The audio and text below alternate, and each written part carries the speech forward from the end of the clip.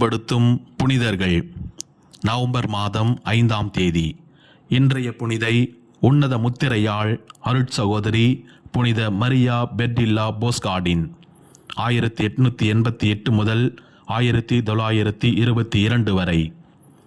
குழந்தை நட்சத்திரமாக குழந்தை பருவத்தில் குடும்பத்திற்காக வயல்வெளிக்கு வேலைக்கு சென்றார். பள்ளி படிப்பின் போது கூட பணிப்பெண்ணாக பணியாற்றினார். பங்கில் மரியாளின் குழந்தைகள் சங்கம் என்னும் அமைப்பில் இருந்ததனால் பங்கு தந்தை மறைக்கல்வி புத்தகம் ஒன்றை வழங்கினார். இவர் மரித்தபோது அவர் அணிந்திருந்த துறவற சீருடை பையில் அப்புத்தகம் இருந்தது. துறவற இல்லத்தின் மாணிக்கமாக சிறந்த சேவை. தமது துறவற இல்லத்திற்கு மிகுந்த உழைப்பு. பணியில் பணிவு காரணமாக உடல் நலிவுற்றது. உடலில் கட்டி தோன்றியது.